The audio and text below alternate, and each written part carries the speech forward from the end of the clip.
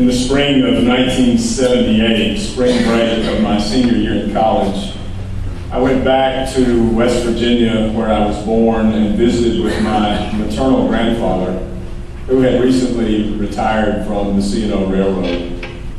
We got in his pickup truck and took a drive from Huntington, where he had moved, back up into what he called the hollers of the coal fields of West Virginia, where all my people are from. And we went to the little town of Logan, which is where many of my people have their roots, and saw what Anna Jane was just referring to, mountaintop removal to garner coal from the ground. And there were signs posted all around the streams of that town, that region, saying that the water couldn't be drunk because it was contaminated with the runoff from the mining process.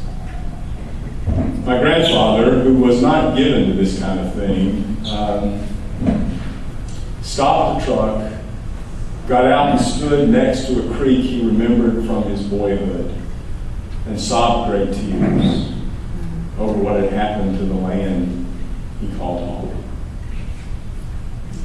That fall, I enrolled in seminary in Louisville, Kentucky, and I didn't know who this fellow was, but I heard that there was going to be a lecture in the seminary chapel on Thursday. This was like the second week of school, by a Kentucky farmer named Wendell Berry. I didn't know who Wendell Berry was. I can't begin to tell you how many things I didn't know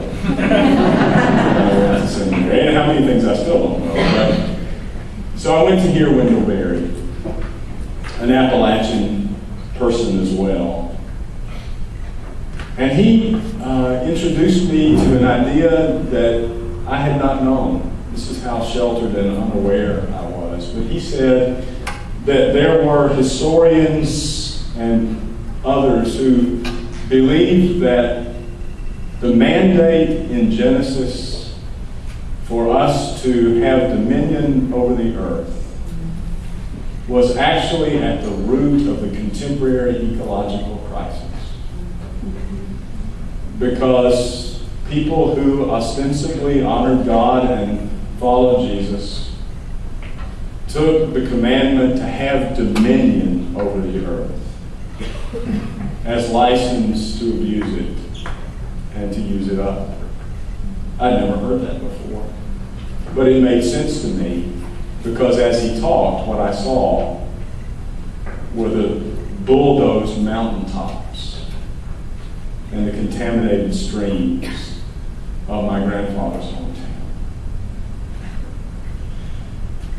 So I began to try to figure out, Wendell Berry helped me, others helped me, I began to try to figure out what was it about our misunderstanding of the Christian faith that led us into a situation where people could feel legitimated in their abuse of themselves, of other people, and of the land.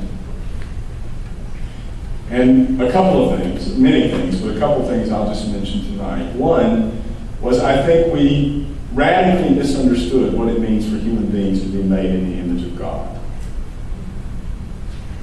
And I don't have time to pursue all of that tonight, but Dr. Sleeth has said well tonight and says in his book 24/6 that part of what it means to be in the image of God is to do as God does, which is to honor Sabbath and extend it to the land and to others. And I really do believe that if we could simply remember that in our representing God in the world, one of our joys and responsibilities is to extend rest and renewal to ourselves, to other people, and to the land and its creatures, we would have gone a long way toward healing the earth and healing our souls.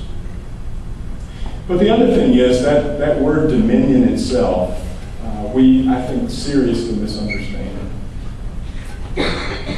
For a Christian at least, what it means to have dominion, and I'll just put this briefly, is for us to relate to the earth and to our fellow human beings as Jesus relates to us. Jesus is Lord, after all. In Latin, he is Dominus.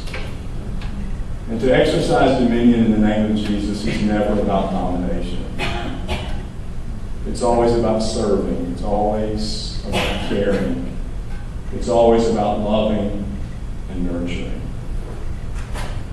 And so, for me, that's enough for tonight, but for me, I think it is shameful, actually, that people who follow Jesus can use his Bible, the Old Testament, as a justification for abusing the creation that is held together by him in the first place.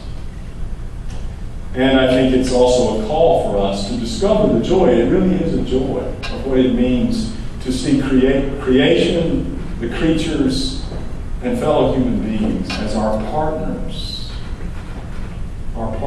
in this wonderful adventure of our life. So thank you, Anna Jane and Matthew, for your contributions. We're going to sit down and we're going to collect these little cards. You can stand up for a second if you'd like. We have about a half an hour for this conversation. So